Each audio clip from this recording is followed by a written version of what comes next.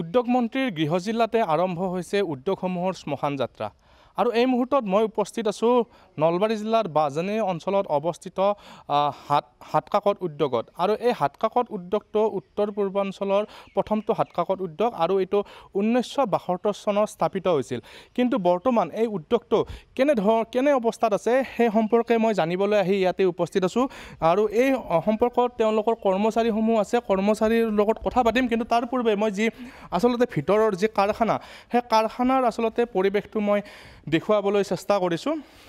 এইটো কাৰখানা যিটো কাৰখানাত বিভিন্ন ধৰণৰ এনভলপ হওক বা বিভিন্ন ধৰণৰ ফাইল হওক হাতেৰে কাম কৰা বিভিন্ন ধৰণৰ সামগ্ৰী ইয়াতে নিৰ্মাণ কৰা হয় কিছুমান মেচিনৰ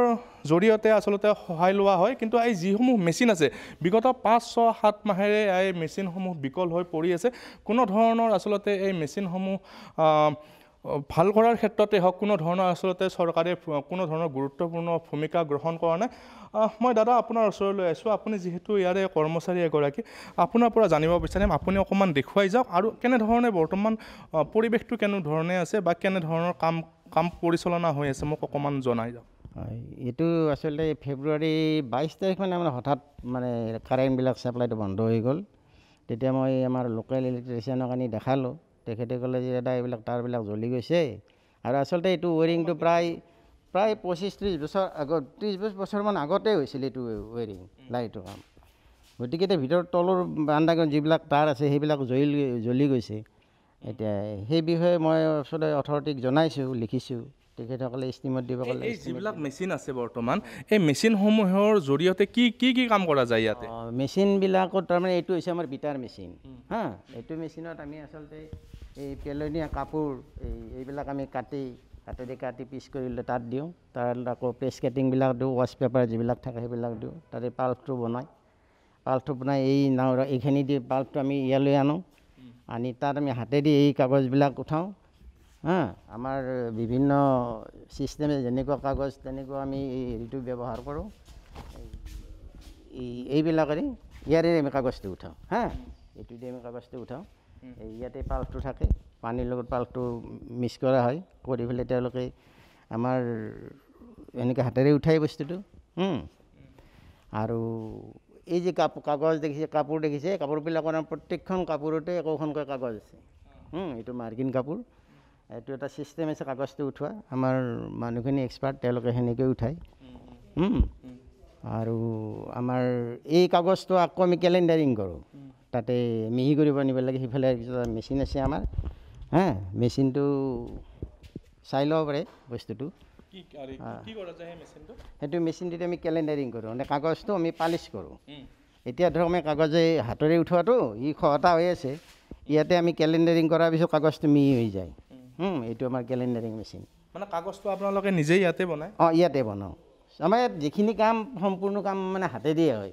যদিও মেচিন আছে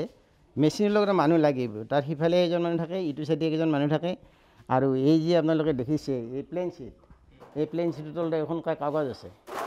এইটো আমি যেতিয়া ষ্টাৰ্ট কৰিম তেতিয়া এই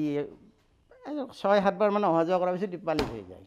এতিয়া আপোনালোকৰ মূল সমস্যাটো কি আমাৰ মূল সমস্যা এতিয়া বৰ্তমান ধৰক এইবিলাক মেচিন আওপুৰি নাই বহু বছৰ আগৰ এইবিলাক ধৰক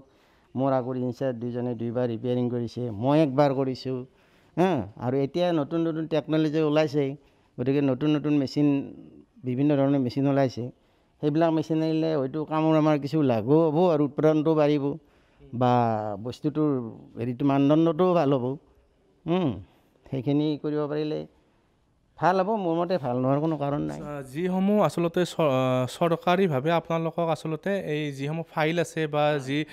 এনভলপ আছে সেইবিলাক আচলতে ব্যক্তিগত কিছুমান লোকক ঠিকা ভিত্তিত আচলতে DC অফিচৰ ফালৰ পৰাই হওক বা তেনেকুৱা ধৰণৰ আচলতে কামবোৰ দিয়া যায় কিন্তু এইটো উদ্যোগৰ ফালৰ পৰা দিয়া নাযায় নেকি আপোনালোকে দিব নোৱাৰে নেকি আমি চাপ্লাই আচলতে আমি ডাইৰেক্ট তেনেকৈ দিব নোৱাৰোঁ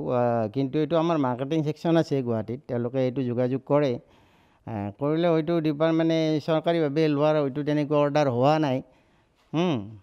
মাজতে যোৱা বছৰ 2 বছৰ আগতে মই একবাৰ চেষ্টা এটা কৰি চাইছিলোঁ কিন্তু অৰ্ডাৰটো নহ'ল মানে চৰকাৰীভাৱে আচলতে যিকোনো এটা ডিপাৰ্টমেণ্টত যদি আমি অকল ফাইল কভাৰখিনি দিব পাৰোঁ ফাইল যিবিলাক সেইখিনি দিয়া পালে উদ্যোগটো বহুতখিনি ওপৰত উঠি যাব আৰু বহুত এই ক্ষেত্ৰত উদ্যোগ মন্ত্ৰীজনৰ কোনো ধৰণৰ ভূমিকা নাই। অৱশ্যে উদ্যোগ মন্ত্ৰীৰ লগত ব্যক্তিগত মোৰ যোগাযোগ নাই। এইটো যিহেতু বৰ্ডৰ অধীন, গতিকে বৰ্ডৰ সেই হিচাপে আমাৰ বিষয়া আছে,